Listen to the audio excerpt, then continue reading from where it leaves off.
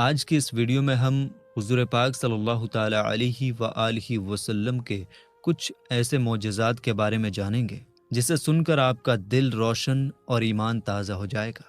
جی ہاں، تو ہم جانیں گے کہ غزوہ خندق کے وقت جب صحابہ چٹان توڑ نہ پائے تو حضور پاک صلی اللہ تعالیٰ علیہ وآلہ وسلم نے کیا کیا اور پھر اس چٹان کا کیا حال ہوا، اور فتح مکہ کے دن کعبہ شریف کے 360 بت کیسے گرے۔ کیا رسول کریم صلی اللہ تعالیٰ علیہ وآلہ وسلم نے انہیں ہاتھ سے توڑا تھا یا صرف اشارے سے؟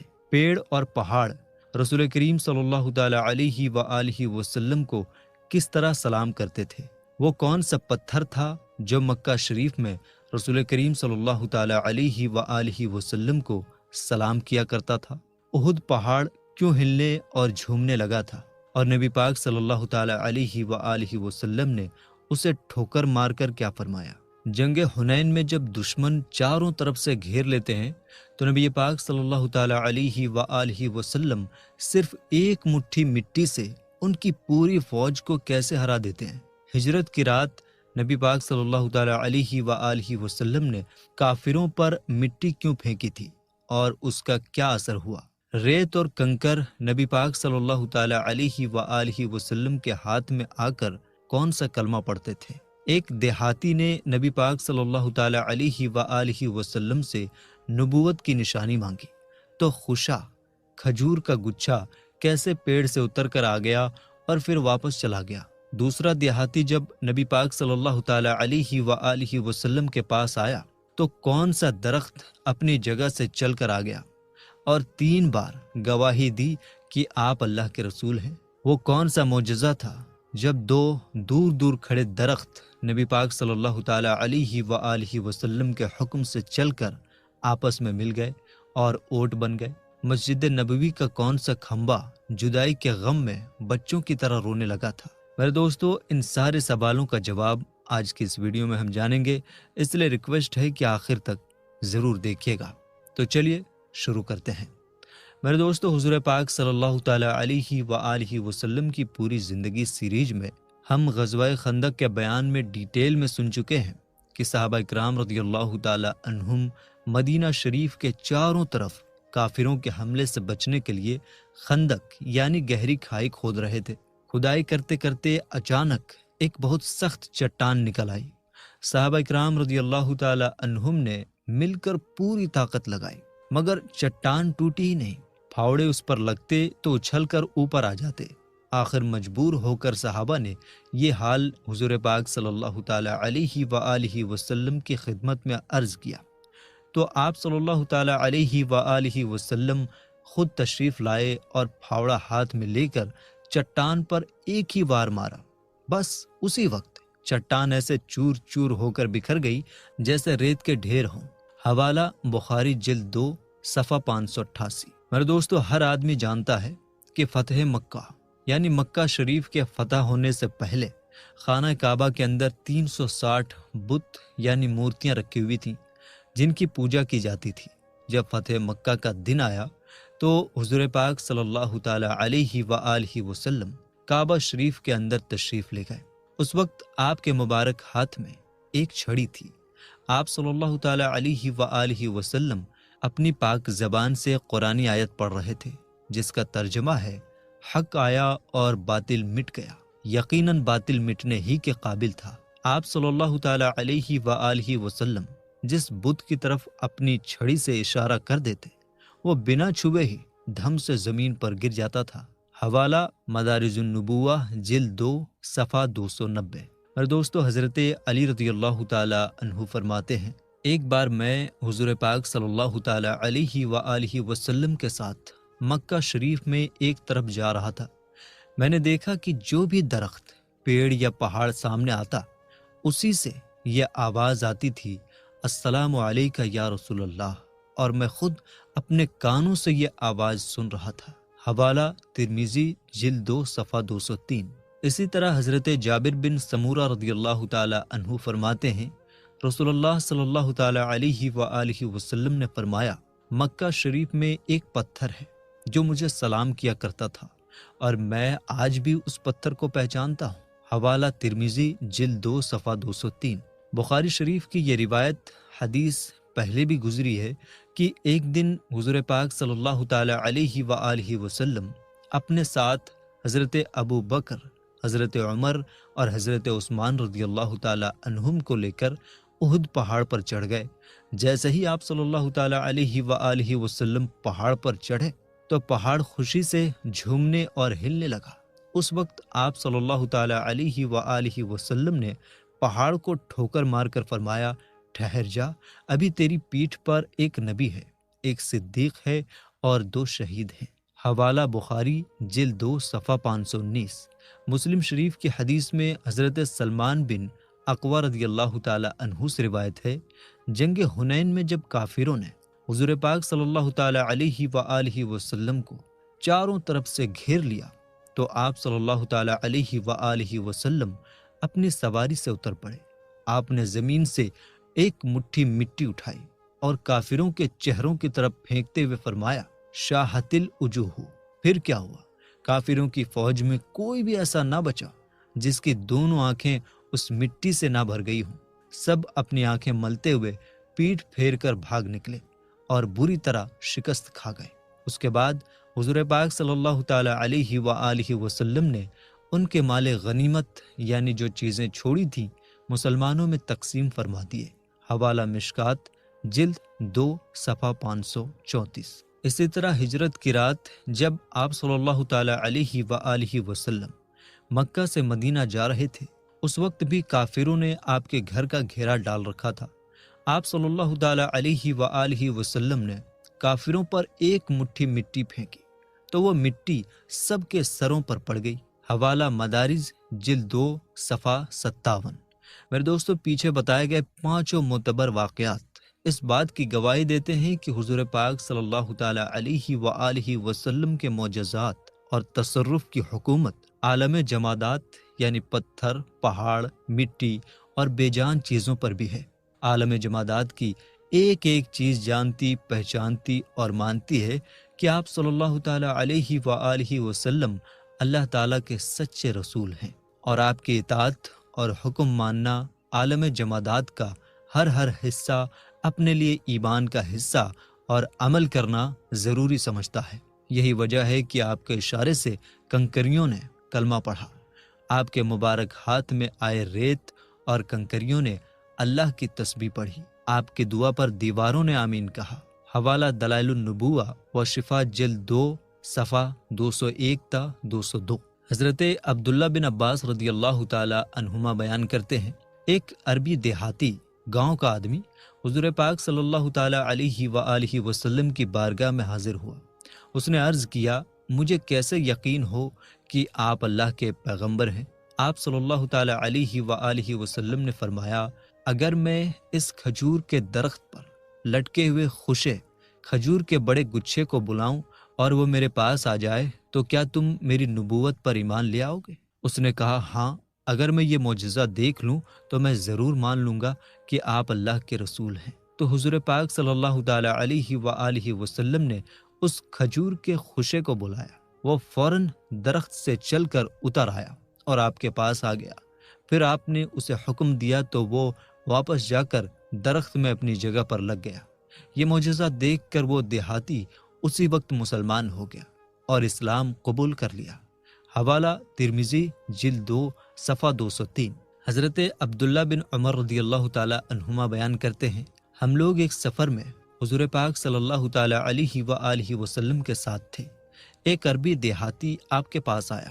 آپ صلی اللہ تعالی علیہ وآلہ وسلم نے اسے اسلام کی دعوت دی۔ اس دیہاتی نے کہا، کیا آپ کی نبوت پر کوئی گواہی نبوت کی گواہی دے گا؟ پھر آپ صلی اللہ تعالی علیہ وآلہ وسلم نے اس درخت کو بلایا۔ ترنت ہی وہ درخت زمین چیرتا ہوا اپنی جگہ سے چل کر حضور پاک صلی اللہ تعالی علیہ وآلہ وسلم کی بارگاہ میں حاضر ہو گیا۔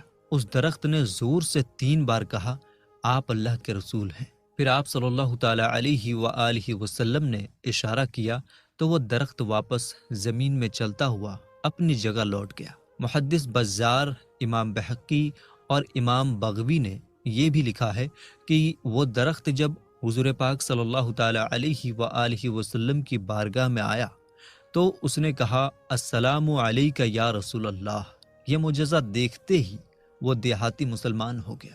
اس نے جوش عقیدت میں عرض کیا یا رسول اللہ صلی اللہ تعالیٰ علیہ وآلہ وسلم، مجھے اجازت دیجیے کہ میں آپ کو سجدہ کروں۔ آپ صلی اللہ تعالیٰ علیہ وآلہ وسلم نے فرمایا اگر میں اللہ کے سوا کسی اور کو سجدہ کرنے کا حکم دیتا تو عورتوں کو حکم دیتا کہ وہ اپنے شوہروں کو سجدہ کریں، یعنی اللہ کے علاوہ کسی کو سجدہ کرنا جائز نہیں ہے، اس لیے آپ نے اسے سجدہ کرنے کی اجازت نہیں دی۔ پھر اس نے عرض کیا یا رسول اللہ صلی اللہ تعالیٰ علیہ وآلہ وسلم، اگر اجازت دیں تو میں آپ کے مبارک ہاتھ اور پاؤں چوم لوں۔ آپ صلی اللہ تعالیٰ علیہ وآلہ وسلم نے اجازت دے دی تو اس نے آپ کے مبارک ہاتھ اور مقدس پاؤں محبت سے چوم لیے۔ حوالہ زرکانی جلد 5 صفحہ 128 سے 131۔ حضرت جابر رضی اللہ تعالیٰ عنہ بیان کرتے ہیں ایک سفر میں ایک جگہ حضور پاک صلی اللہ تعالیٰ علیہ وآلہ وسلم کو حاجت ہوئی۔ آپ صلی اللہ تعالیٰ علیہ وآلہ وسلم میدان میں گئے لیکن وہاں کوئی اونٹ نظر نہیں آئی۔ ہاں، میدان میں 2 درخت ضرور تھے لیکن وہ آپس میں کافی دور تھے۔ آپ صلی اللہ تعالیٰ علیہ وآلہ وسلم نے ایک درخت کی ٹہنی پکڑ کر اسے چلنے کا حکم دیا تو وہ درخت ایسے چل پڑا جیسے رسی والا اونٹ رسی پکڑنے والے کے ساتھ چلتا ہے۔ پھر آپ نے دوسرے درخت کو بھی اشارہ کیا، وہ درخت بھی چل پڑا۔ دونوں درخت چل کر آپس میں مل گئے اور ایک بڑی دیوار آڑ بن گئے۔ آپ صلی اللہ تعالیٰ علیہ وآلہ وسلم نے ان کی آڑ میں اپنی حاجت پوری فرمائی۔ اس کے بعد آپ نے دونوں درختوں کو حکم دیا کہ واپس اپنی جگہ چلے جائیں تو وہ دونوں درخت زمین چیرتے ہوئے اپنی اپنی جگہ جا کر کھڑے ہو گئے۔ حوالہ زرکانی جلد 5 صفحہ 131 132۔ میرے دوستو، یہی وہ معجزہ ہے جسے حضرت علامہ بوصیری رحمۃ اللہ علیہ نے اپنے مشہور قصیدہ بردہ میں بیان کیا ہے کہ آپ صلی اللہ تعالیٰ علیہ وآلہ وسلم کے بلانے پر درخت سجدہ کرتے ہوئے بنا پاؤں کے صرف اپنی جڑوں پر چل کر آپ کے پاس حاضر ہوئے۔ حضرت انس رضی اللہ تعالیٰ عنہ بیان کرتے ہیں 2 صحابی حضرت اسید بن حضیر اور حضرت عباد بن بسر رضی اللہ تعالیٰ عنہما ایک رات دیر تک حضور پاک صلی اللہ تعالیٰ علیہ وآلہ وسلم سے باتیں کرتے رہے۔ جب وہ بارگاہ رسالت سے اپنے گھر جانے لگے تو اچانک ایک صحابی کی چھڑی خود بخود روشن ہو گئی۔ دونوں اسی چھڑی کی روشنی میں چلتے رہے۔ جب راستے میں جا کر دونوں کے گھر الگ الگ طرف ہوئے تو دوسرے صحابی کی چھڑی بھی روشن ہو گئی۔ پھر دونوں اپنی اپنی چھڑیوں کی روشنی میں چل کر اس کالی اندھیری رات میں آرام سے اپنے اپنے گھر پہنچ گئے۔ حوالہ مشکات جلد 2 صفحہ 544۔ میرے دوستو، اسی طرح امام احمد نے حضرت ابو سعید خدری رضی اللہ تعالیٰ عنہ سے روایت کی ہے ایک بار حضرت قتادہ بن نعمان رضی اللہ تعالیٰ عنہ نے حضور پاک صلی اللہ تعالیٰ علیہ وآلہ وسلم کے ساتھ عشاء کی نماز پڑھی۔ اس رات بہت گہرا اندھیرا تھا اور آسمان پر گھنے بادل چھائے ہوئے تھے۔ جب وہ جانے لگے تو آپ صلی اللہ تعالیٰ علیہ وآلہ وسلم نے اپنے مبارک ہاتھوں سے انہیں ایک درخت کی ٹہنی شاخ دی اور فرمایا تم بے خوف اپنے گھر جاؤ، یہ شاخ تمہارے ہاتھ میں ایسی روشن ہو جائے گی کہ 10 آدمی آگے اور 10 آدمی پیچھے اس کی روشنی میں چل سکیں گے، اور جب تم گھر پہنچو گے تو وہاں ایک کالی چیز پاؤ گے، اسے مار کر گھر سے نکال دینا۔ جیسا آپ صلی اللہ تعالیٰ علیہ وآلہ وسلم نے فرمایا ویسا ہی ہوا۔ جیسے ہی حضرت قتادہ رضی اللہ تعالیٰ عنہ بارگاہ نبوت سے نکلے، ان کی شاخ روشن ہو گئی اور وہ اسی کی روشنی میں چل کر اپنے گھر پہنچے۔ گھر پہنچ کر دیکھا کہ وہاں سچ مچ ایک کالی چیز موجود تھی۔ انہوں نے فوراً اسے مارا اور گھر سے باہر نکال دیا۔ حوالہ الکلام المبین فی آیات رحمت للعالمین صفحہ 116۔ جنگ بدر کے دن حضرت عکاشہ بن محسن رضی اللہ تعالی عنہ کی تلوار ٹوٹ گئی تو حضور پاک صلی اللہ تعالی علیہ وآلہ وسلم نے انہیں ایک درخت کی ٹہنی دی اور فرمایا تم اس سے لڑو۔ جیسے ہی وہ ٹہنی ان کے ہاتھ میں آئی ترنت ہی ایک بہترین اور شاندار تلوار بن گئی۔ حضرت عکاشہ رضی اللہ تعالی عنہ نے اسی تلوار سے زندگی بھر ساری لڑائیوں میں حصہ لیا، یہاں تک کہ حضرت ابو بکر صدیق رضی اللہ تعالی عنہ کے دور خلافت میں انہیں شہادت نصیب ہوئی۔ اسی طرح جنگ احد کے دن حضرت عبداللہ بن جہش رضی اللہ تعالی عنہ کی تلوار بھی ٹوٹ گئی تھی۔ حضور پاک صلی اللہ تعالی علیہ وآلہ وسلم نے انہیں ایک کھجور کی شاخ دی اور فرمایا تم اس سے لڑو۔ جیسے ہی انہوں نے اسے پکڑا وہ شاخ دمکتی ہوئی تلوار بن گئی۔ اس تلوار کا نام ارجون تھا۔ یہ تلوار بنو عباس کے دور حکومت تک باقی رہی۔ آخرکار خلیفہ متسم باللہ کے ایک امیر نے اسے 22 دینار میں خرید لیا اور حضرت عکاشہ رضی اللہ تعالی عنہ کی تلوار کا نام اون تھا۔ یہ دونوں تلواریں حضور پاک صلی اللہ تعالی علیہ وآلہ وسلم کے معجزات اور تصرفات کی یادگار تھی۔ حوالہ مدارج النبوہ جلد 2 صفحہ 123۔ میرے دوستو، مسجد نبوی شریف میں شروع میں کوئی ممبر نہیں تھا۔ حضور پاک صلی اللہ تعالی علیہ وآلہ وسلم کھجور کے تنے کے ایک کھمبے سے ٹیک لگا کر خطبہ دیا کرتے تھے۔ پھر جب ایک انصاری عورت نے ایک ممبر بنوا کر مسجد نبوی شریف میں رکھ دیا تو آپ صلی اللہ تعالی علیہ وآلہ وسلم نے اس پر کھڑے ہو کر خطبہ دینا شروع کیا۔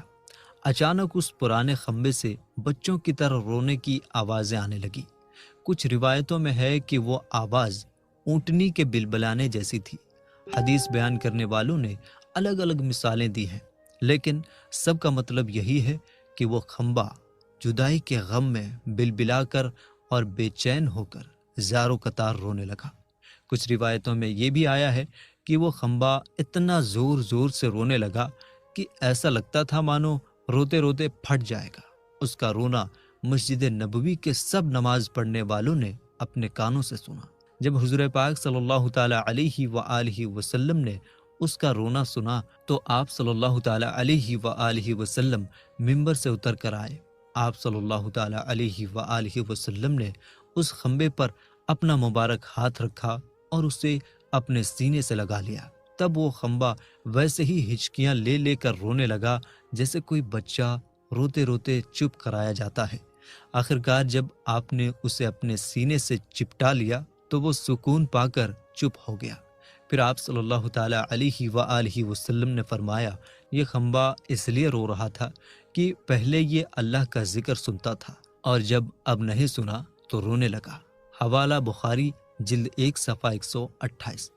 حضرت بریدہ رضی اللہ تعالیٰ عنہ کی حدیث میں آتا ہے کہ جب حضور پاک صلی اللہ تعالیٰ علیہ وآلہ وسلم نے اس کھمبے کو اپنے سینے سے لگایا تو آپ نے اس سے فرمایا اے کھمبے، اگر تو چاہے تو میں تجھے پھر اسی باغ میں پہنچا دوں جہاں تو پہلے کھجور کا ہرا بھرا پیڑ تھا، وہاں تو پہلے کی طرح پھلتا پھولتا رہے گا، اور اگر تو چاہے تو میں اللہ سے دعا کر دوں کہ تجھے جنت کا درخت بنا دے تاکہ جنت میں اللہ کے دوست یعنی اولیاء تیرا پھل کھاتے رہیں۔ یہ سن کر اس کھمبے نے اتنی اونچی آواز میں جواب دیا کہ آس پاس کے سب لوگوں نے سن لیا۔ اس کھمبے کا جواب تھا یا رسول اللہ صلی اللہ تعالی علیہ وآلہ وسلم، میری یہی خواہش ہے کہ مجھے جنت کا درخت بنا دیا جائے تاکہ اللہ کے اولیاء میرا پھل کھاتے رہیں اور مجھے ہمیشہ کی زندگی مل جائے۔ تب حضور پاک صلی اللہ تعالی علیہ وآلہ وسلم نے فرمایا اے کھمبے، میں نے تیری یہ تمنا قبول کر لی۔ پھر آپ نے وہاں موجود لوگوں سے فرمایا دیکھو اس کھمبے نے فانی ختم ہونے والی دنیا کی زندگی کو چھوڑ کر باقی رہنے والی آخرت کی زندگی کو چن لیا۔ حوالہ شفا شریف جلد 1 صفحہ 200۔ ایک روایت میں یہ بھی آیا ہے کہ حضور پاک صلی اللہ تعالی علیہ وآلہ وسلم نے اس کھمبے کو اپنے سینے سے لگا کر فرمایا مجھے اس ذات کی قسم ہے جس کے قبضے میں میری جان ہے، اگر میں اس کھمبے کو اپنے سینے سے نہ لگاتا تو یہ قیامت تک روتا ہی رہتا۔